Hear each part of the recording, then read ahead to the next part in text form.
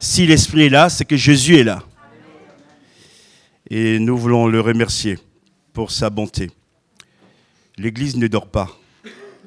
L'Église est vivante. Mais l'Église a besoin de temps en temps de comprendre que ce n'est pas à elle de marcher devant, mais c'est à Jésus qui doit marcher devant. Et nous avons besoin, dans ces temps de la fin, vraiment de revenir à l'essentiel. J'aimerais lire avec vous dans 2 Chroniques, chapitre 7, verset 14. Quelques vérités fondamentales qu'il faut comprendre, saisir, et nous devrons revenir à la parole de Dieu, qui est le fondement de la vie de l'Église. 2 Chroniques, chapitre 7, verset 14. « Si mon peuple, sur qui est invoqué mon nom, s'humilie, prie, cherche ma face et se détourne de ses mauvaises voies, alors je les exaucerai des cieux, je lui pardonnerai son péché et je guérirai son pays. » Un message en 4 points. D'abord, Dieu parle à son peuple, puisqu'il dit « Mon peuple sur qui est invoqué mon nom ». Pour invoquer le nom de Dieu, c'est que le peuple a expérimenté que Dieu existe et que Dieu est le commencement de tout et la fin de tout. Donc, Dieu est là comme étant le maître de son peuple. Ce peuple a fait une expérience avec le Dieu vivant, le Créateur, et marche dans ses voies, mais a besoin aussi de temps en temps d'être rappelé à l'ordre pour pouvoir bâtir sérieusement sa vie. Alors, premièrement, premier point, si mon peuple s'humilie. Il parle de l'humilité qui doit nous caractériser, mais qui n'est pas toujours notre point fort. L'humilité, c'est le contraire de l'orgueil. Le contraire de l'orgueil. Et Dieu nous appelle à l'humilité. Et quand je dis cela, ce n'est pas par rapport aux autres forcément, mais parce que tant que nous ne reconnaîtrons pas notre faiblesse, notre incapacité de changer les choses, Dieu ne pourra pas agir. Il y a certains qui sont dans de graves erreurs, mais le problème qui les bloque, c'est leur orgueil. Et pour que Dieu puisse te changer et te renouveler, tu as besoin de t'abaisser. Et ce n'est pas l'abaissement de l'autre, mais c'est ton abaissement à toi. Parce que des fois, des gens disent ces choses. L'Église est faible ou l'Église dort. Mais toi, comment tu es? Est-ce que tu es fort? On va juger l'autre alors que nous-mêmes, nous dormons et même qu'il nous arrive parfois de ronfler. Seigneur, mon Dieu, ce que je veux être dans ton Église, c'est d'apprendre chaque jour de toi. Apprendre à vivre dans l'humilité. Parce que s'il n'y a pas cette clé, on reste toujours dans notre travers. Ce matin, l'Esprit de Dieu nous appelle tous à vivre dans l'humilité. Ce n'est pas le frère qui est assis à côté de toi, ni la sœur, mais toi aussi, tu as besoin de connaître l'humiliation quelque part, une autre part de l'humilité, et laisser Dieu agir puissamment en toi. Et je pense, je vous le dis de tout cœur, que ce qui bloque chez certains l'action de Dieu, la puissance de Dieu dans votre vie et même dans votre famille, c'est ce manque d'humilité. C'est un élément qui est essentiel. Quand on se sent humble et qu'on prend conscience qu'on a besoin de lui pour combattre le géant, je pense ici à David, qui devrait relever le défi contre Goliath qui mesurait plus de 3,20 mètres. Lui était un jeune homme. Mais quand il vient et que l'armée est là dans la peur, dans la crainte, il dit ceci: je viens et je combats contre toi au nom de l'Éternel. Donc il reconnaît sa faiblesse, mais il a besoin de Dieu pour l'aider. Et puisqu'il s'est appuyé sur Dieu, Dieu lui a donné la victoire. Frères et sœurs, quand je dis cela, je ne vise personne. Sincèrement, on a besoin de ce caractère d'humilité. Cela nous permet de saisir la parole de Dieu. Et quand Dieu nous reprend, de ne pas nous fâcher. De dire, Seigneur, tu le fais pour mon bien. Et parfois, frères et sœurs, Dieu, pour nous transformer, va nous briser. Si nous résistons à sa force, comme le dit cette parole, Dieu résiste aux orgueilleux, mais il fait grâce aux humbles. Aux humbles. Ce matin, sois dans cet esprit d'humilité et tu verras tous les blocages qui sont dans ta vie, dans ta famille, qui te gênent à avancer. Dieu va pouvoir alors les débloquer et t'aider à voir sa victoire. Et quand on vit cette victoire, on se dit, Seigneur, oui, je suis rien, je n'ai rien, mais mon tout, c'est toi. Et merci de me relever, merci de me redresser et que ton nom soit béni. Gloire à Dieu. Deuxièmement, s'il prie, je vais vous faire une confession. J'ai baissé de régime au niveau de la prière. L'Esprit me le montre et me le dit. Parce qu'il arrive des fois où les choses vont très bien. Et on se contente de cet acquis. Mais Dieu veut ce matin encore nous bouleverser. Mon frère, ma sœur, Dieu veut que tu pries de plus en plus. Dieu veut que je prie de plus en plus. À commencer d'abord par soi-même. Il faut que tu redresses l'autel de la prière chez toi. Certains, leur autel de la prière est devenu comme des cendres.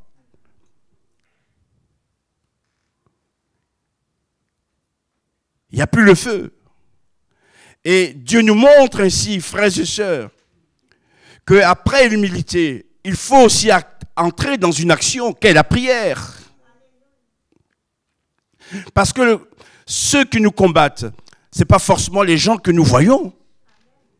Au-delà de ces hommes, de ces femmes, il y a des puissants de ténèbres derrière. Et la seule chose qui peut nous aider à trouver le bonheur et la victoire, c'est la prière au nom de Jésus. La prière au nom de Jésus. Ce n'est pas ici, mais l'esprit, j'ai cette pensée qui me vient. Parfois, on mange beaucoup plus que nous prions. On passe plus de temps dans la nourriture qu'un temps de prière. Si il te semble que les choses ne vont pas, qu'il y a des obstacles dans ta vie, tu as une clé ce matin, mon frère et ma sœur, c'est la prière. Autrement dit, il y a des choses qu'on ne pourra pas changer de nous-mêmes ou par nous-mêmes. Seule la prière va nous aider, frères et sœurs. Parce que Dieu va alors agir, on s'adresse au Dieu puissant. Certains également passent plus de temps devant la télévision que prendre du temps dans la prière. Et d'autres encore, cela fait des années qu'ils ne jeûnent plus. Mon frère prie, mais retrouve aussi le jeûne. Tu n'as pas besoin de faire toute une journée de jeûne de prière. Tu peux le faire une matinée, une demi-journée. Mais c'est déjà bien. Tu dis au Seigneur, je me prive de la nourriture pour passer du temps avec toi. Ça lui fait plaisir. Frères et sœurs, le réveil, c'est ça aussi. Parce que des fois, on veut le réveil, on veut voir de grandes choses. Mais qu'est-ce qu'on fait, nous?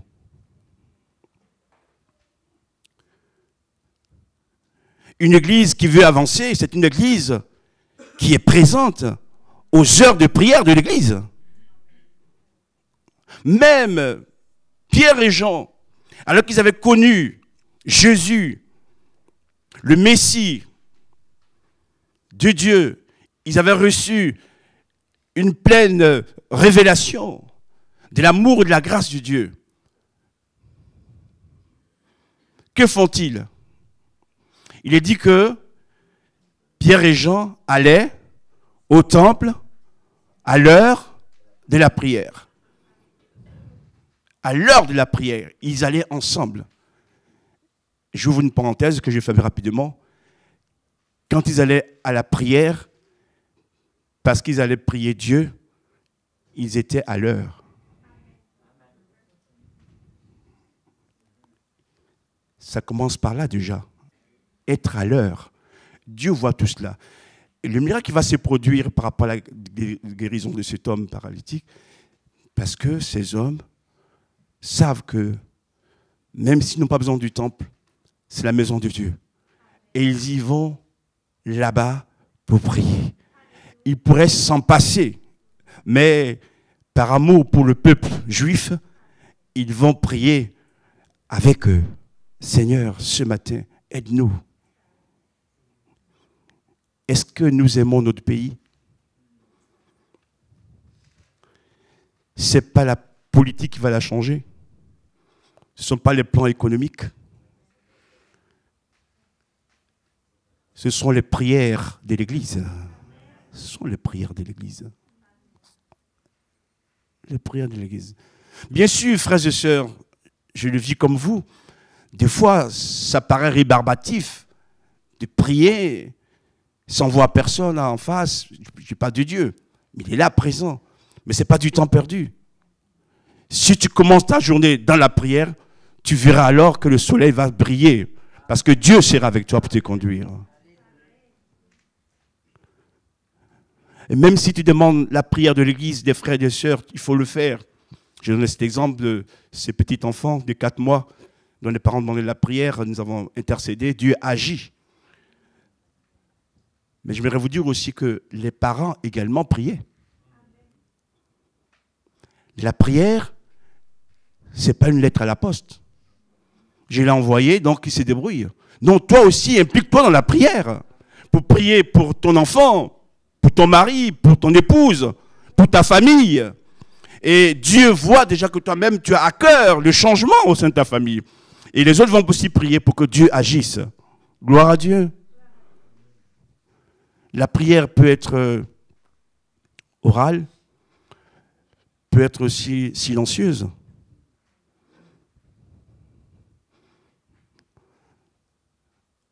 On peut prier intérieurement, même dans nos lieux de travail, sans crier. Dieu entend et lit dans nos cœurs.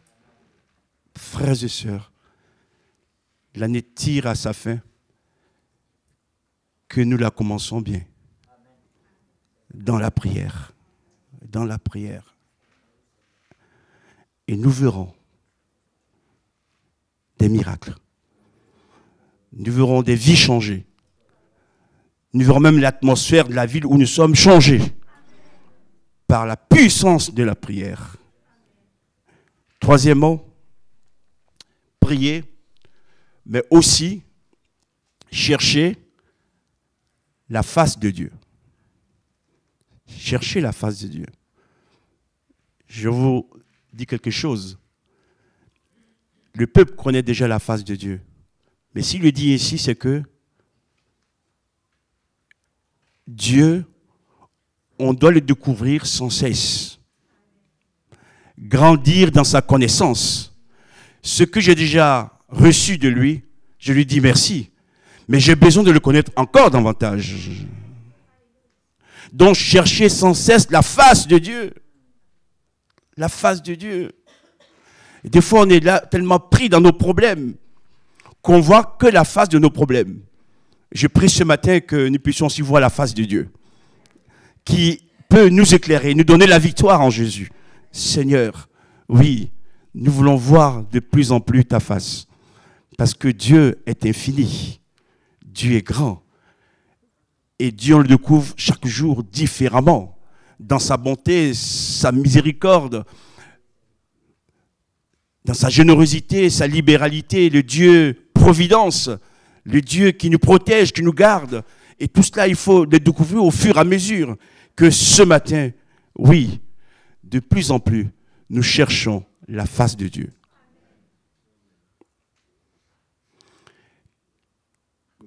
Matthieu chapitre 6, verset 33.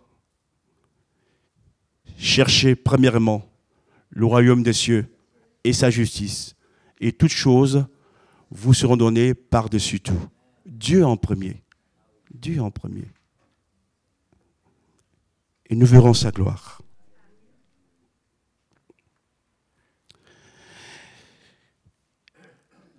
Nous continuons. S'il se détourne de ses mauvaises voies, quatrièmement. On pourrait dire, mais c'est le peuple de Dieu. On s'est humilié, on prie, on a cherché la face de Dieu. Bon, c'est déjà bon. Et pourtant, l'Esprit nous dit ici que le peuple de Dieu doit encore se détourner de ses mauvaises voies. Je voudrais vous dire une vérité toute simple. Nous sommes et nous demeurons jusqu'à la fin des pécheurs. Celui qui dit qu'il ne pêche plus, pour Dieu est un menteur.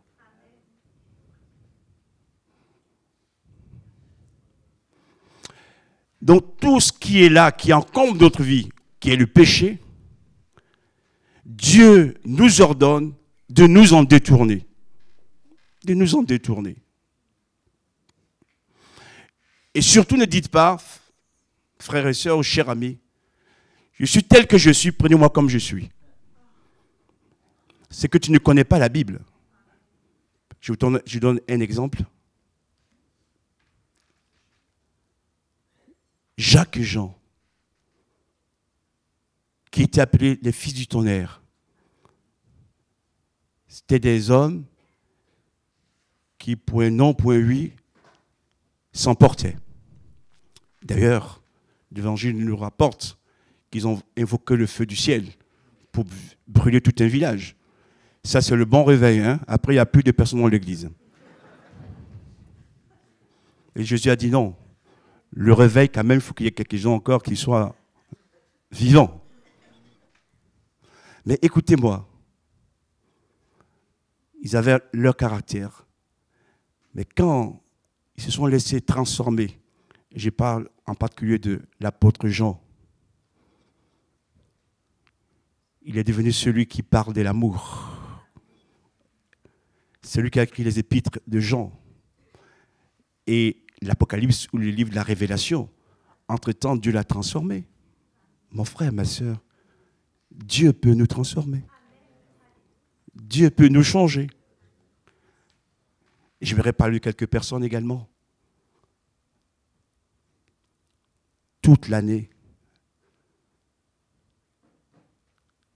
vous avez gardé de la rancœur.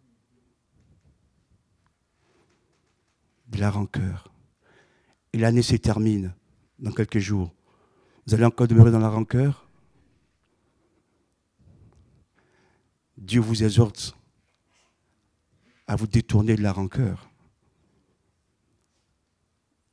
de l'amertume, de la méchanceté.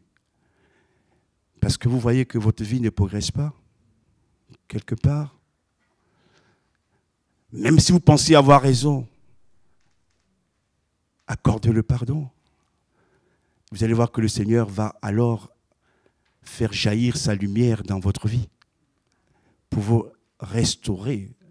Ce que je lui dis avec tout mon cœur. Tant que tu resteras dans cet état d'esprit, tu ne verras pas la gloire de Dieu. Tu laisses entrer l'ennemi dans ta vie. Et ce matin, oui, dis au Seigneur, toi-même tu m'as pardonné, je veux aussi alors pardonner aux autres. Si c'est de tourner ces voies mauvaises, c'est tout ce qui nous arrête dans la marche chrétienne également. Et il faut faire le bilan pour dire, Seigneur, j'ai personnellement besoin dans ce domaine de faire des progrès. Et je veux me détourner de tous ces péchés, ces fautes qui alourdissent ma marche. Et ce matin, viens m'aider, Seigneur. Viens me transformer. Et même des fois, frères et sœurs, vous n'avez pas besoin qu'on vous le dise publiquement. L'Esprit nous parle intérieurement. L'Esprit nous dit où ça va et où ça ne va pas. Et ce matin, si nous voulons voir vraiment la grâce et la puissance de Dieu agir de plus en plus dans nos vies, dans nos cœurs, alors abandonnons le péché. Pour laisser à l'Esprit toute la place pour agir. Dieu saura toujours prendre soin de nous. Parce que lui est toujours fort. Amen. Alors, disons ensemble, Seigneur, je ne veux plus vivre dans ce mal. Je veux maintenant m'en éloigner pour laisser à ton esprit toute la place d'agir dans ma vie. Parce qu'on aura fait tout cela, Dieu dit, premièrement, je l'exaucerai des cieux. Comme si nous ne marchons pas dans ces 4 points que je viens d'énumérer, nous empêchons Dieu de nous exaucer. Ce n'est pas ton frère qui va t'exaucer, ni ta sœur, ni les pasteurs. C'est Dieu qui exauce. Et il exauce depuis le ciel. Autrement dit, ta victoire ne commence pas déjà sur terre, mais elle commence déjà dans le ciel. Et qui est dans le ciel? C'est Dieu. Je l'exaucerai.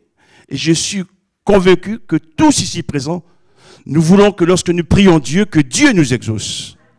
Alors faisons notre part et Dieu fera sa part. Donnons plus à Dieu et Dieu nous donnera beaucoup plus.